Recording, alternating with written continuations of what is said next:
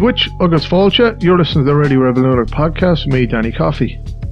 Energy consumption and use are the topics of our age. However, a little known treaty, the Energy Charter Treaty, may put our just transition to renewables in jeopardy. I have on the line the only politician I've heard bring up the treaty in recent times, Sinn Fein Senator Lynn Boylan. Lynn, much appreciated for taking our call. No, thanks a million for inviting me on to talk about my favourite subject. Right. Well, I've been reading about this for the week, and I'm still none the wiser. So hopefully you'll enlighten me. But the Energy Charter Treaty, we better start at the beginning here, because I actually work in media, and I went around the office and asked people in the office. None of them knew anything about the Energy Charter Treaty. What is the Energy Charter Treaty? Why do so many people not know about it? So to start, it goes back to the 90s, and it was a post-Cold War idea that with the breakdown of the Soviet Union, that it would allow the EU to be less reliant on the Middle East for oil and gas, but that it would also allow the former Soviet Union countries to attract investors in to, I suppose, exploit the gas that was there. So that's kind of what the thinking was behind it. It also kind of coincided with a time when the whole idea of liberalising markets and that neoliberal ideology was very much coming into fashion. So that was kind of the thinking behind it. The reason probably why very few people in Ireland know about it is it was passed without debate in the Dáil in 1994. So we signed up to it. And it's only really in the last kind of 10 to 15 years that the problematic parts of it, which we'll get into, which is the investor protections, have really come to the fore. So countries are starting to find themselves on the wrong end of compensation claims from fossil fuel companies. And so while the treaty goes back to the 90s, it's only really in the last sort of 10, 15 years that people are starting to pay attention to it, because the fossil fuel companies, as they see the writing on the wall for their future, are starting to look for compensation so that they can leave the stage. Yeah. I was reading up on this myself during the week, and because they're secret courts, got figures between 130 and 150 known cases. Could you give us some examples of cases where fossil fuel companies have sued European nation states? Yeah, I can give you, and as you said, the court is secret, so that the treaty allows for only the corporations, not for countries to sue. So if corporations break any of the terms of agreement that they've signed up to, countries can't take them to court. Only the corporation can take a government to court. And they have a choice of private courts, and they get to choose their lawyers. And in those courts, sometimes the person who's representing a corporation as a lawyer in one case will actually be the judge in another case. So they don't operate like the way that we would understand court, and everything happens behind closed doors.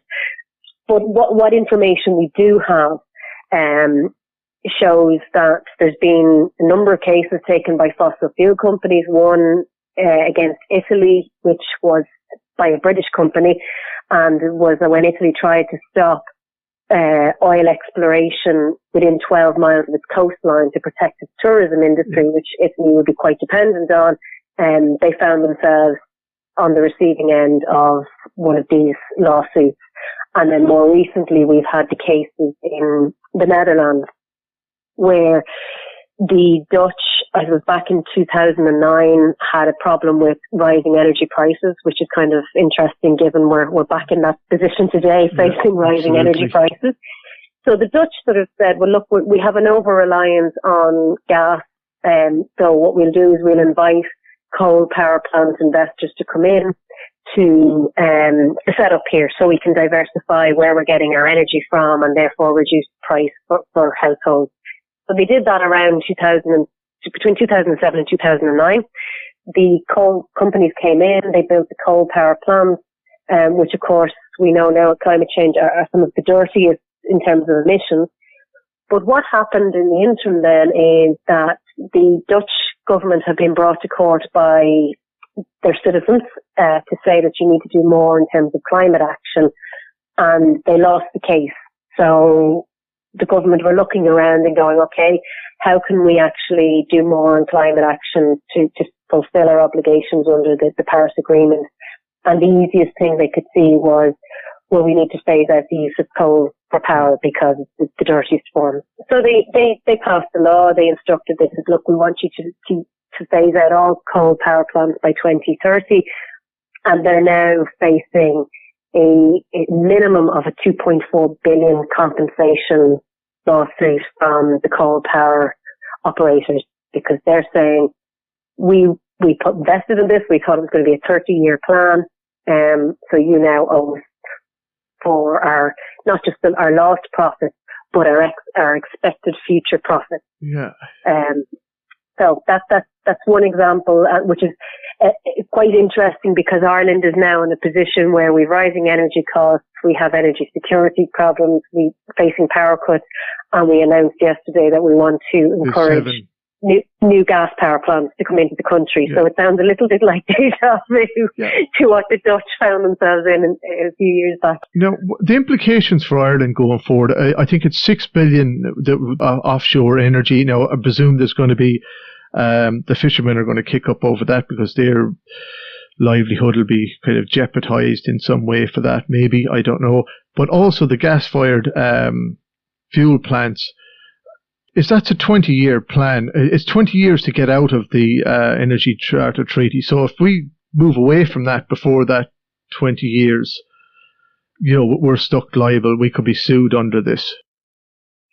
Yeah, so that's one of the other really awful parts of this treaty, is that it has what's called either the zombie clause or the sunset clause, which means that if you leave, you're still liable to all the protections for 20 years. Now, Italy left after it was facing the compensation claim. It decided that it was better to just get out and take their chances. So they're still facing that lawsuit, but they're 5 years into their 20 years now. But what Ireland should be doing, and what I've been calling for, is that increasingly more European countries realise that this treaty is locking them into a fossil fuel dependent future, or else going to cost them a fortune to get out of being fossil fuel dependent. So what I'm calling on the Irish government should support what the French, the Spanish, the Polish and the Cypriots are calling for, and there's a couple of other countries who haven't come public yet but are behind the scenes, and that the EU should walk away as a whole bloc. And if the EU is to walk away as a whole bloc, the treaty would more or less collapse, because they're the largest and I suppose the most influential group that's within the Energy Charter Treaty. So that would be the preferred option, because if you leave as a bloc, you're more than likely the treaty collapses, and therefore so does the sunset clause. If we left unilaterally, like Russia left unilaterally in 2009, but got sued for 50 billion by what's the name of the company? Yugax. Now, I don't think Putin's going to pay that, but that's some of the money that you could be sued for, like 50 billion. It's an astronomical amount of money. But if we left unilaterally, what would be the implications? So, interesting with the Russian case, they never fully ratified the treaty.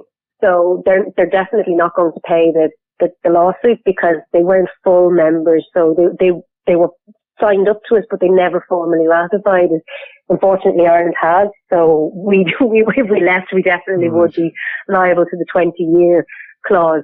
But the key thing is that there's no right protecting fossil fuel companies that haven't already set up here. And it's not just fossil fuel companies, renewable energy as well, which is, you're right, pointing out that the wind farms we're looking at encouraging investors into our marine and offshore wind. So this treaty covers all energy, which is why I think it's not okay for a corporation to sue the government, whether it's a renewable energy company or whether Absolutely. It's a fossil fuel company. And interestingly, one of the companies that's investing in our wind is one of the companies that's suing the Dutch because they also were investing in gas power plants. But if we left unilaterally, the protections would continue for any investors that are already established in Ireland. So anybody who's set up here and is operating, they would be protected for 20 years. But so long as we leave, we would then, basically the investment would not cover any new power plants or any new investments that come in, which is why I think it's more urgent that we leave now, especially given we're looking at investing in all of this offshore wind, and then also encouraging 7 new gas power plants to set up for a short-term solution to our energy security crisis.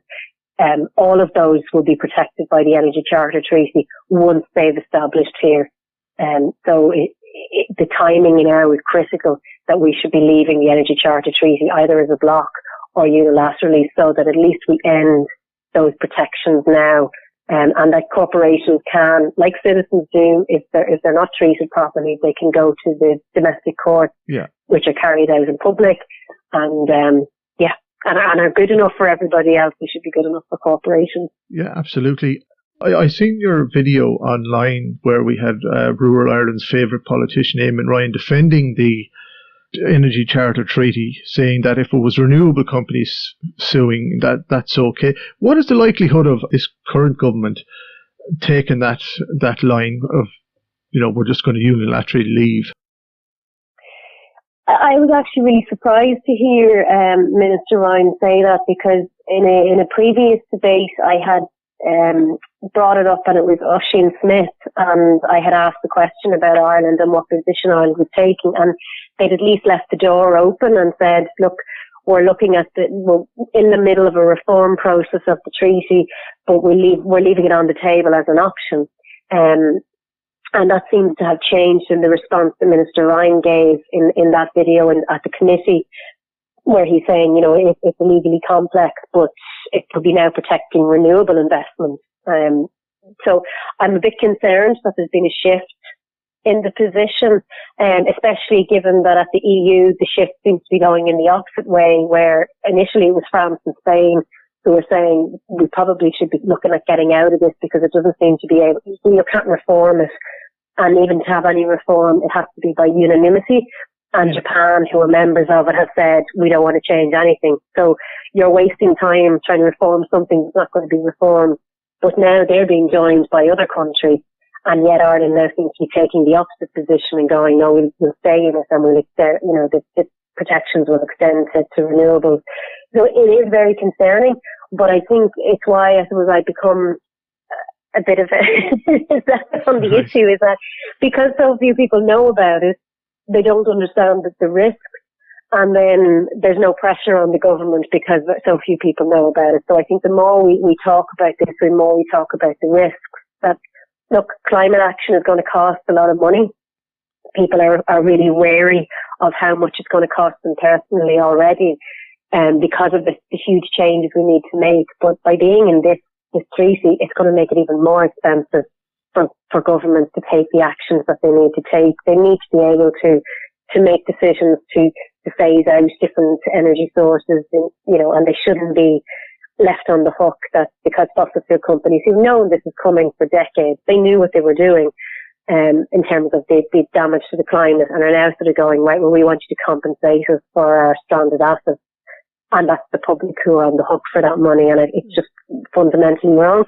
So I suppose I'm on a mission to just talk about it so that people become aware that this thing exists and why we need to be getting out of it as soon as possible. Yeah, I was reading there during the week, I'm just a guy in Mayo with a dodgy internet connection, but the Energy Charter Treaty covers 344.6 billion worth of energy assets from companies here in Europe. That lobby will be I know that may be the figure, maybe bigger, smaller, or bigger, but that lobby will be quite strong. They won't want to see that treaty, changed or reformed or in any way, shape, or form. No, they won't. And there's also countries that are members of the Energy Charter Treaty who rely on oil and gas. It makes up a huge proportion of their economic output. So they're not going to want to reform the treaty. So the only answer is to leave. And as you said, there probably is a huge amount of resistance from the fossil fuel lobby at an EU level about leaving the Energy Charter Treaty. But, I've been a long-standing advocate of that fossil fuel companies now need to be treated like tobacco companies and excluded from having lobby access to politicians, because they they have delayed, they have misinformed around climate change for decades, and they will always resist any form of phasing out of their products. So I don't think they should have a place at the table in the negotiations, but I also think that they will be strong, but we need to have the public demanding that we leave this insidious treaty.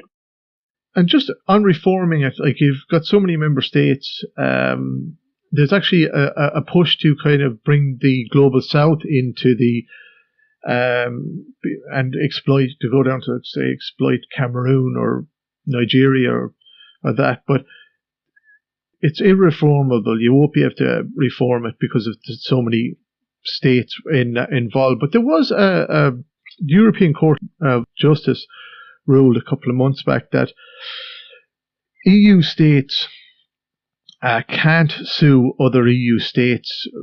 Now, what I read, the Energy Charter Treaty kind of supersedes that. It may not or may not. I don't really kind of get it. Is that an attempt to push the we don't want to be sued ourselves, but we'd like to sue those African states or the global south? Is that's the attempt there? Is it? There's two things going on. So you're right that the EU court has said that the Charter Treaty doesn't apply to EU. So a European corporation suing another EU state. So that's illegal under EU law. The problem is that the EU law is not international law. It's a separate law system. Right.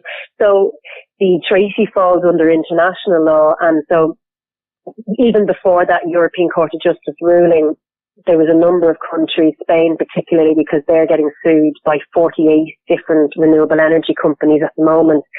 They have challenged it and said to the investor court, they were like, look, you don't have jurisdiction over this because this is an intra-EU dispute. Right. And therefore should be dealt with in the EU. And effectively the investor court is saying, we don't respect EU law, it's not our problem. You signed up to this treaty. This treaty is recognised as an internationally legally binding treaty. Therefore, we'll continue with the case. And in that case, they've all continued to carry out the tribunals and find against Spain. So you've that problem where they're ignoring that court ruling because they said it's not their problem. And with the reform process, you now have the really awful situation where the EU are actively negotiating to try and reform the Energy Charter Treaty so that it would respect that court ruling and that you wouldn't have those inter-EU disputes.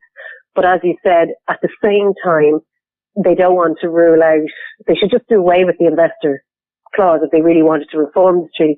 But instead what they're doing is they want to expand the Energy Charter Treaty into the global south, the oil and gas rich global south, and offer the protections for EU companies investing in those countries to be able to sue those countries.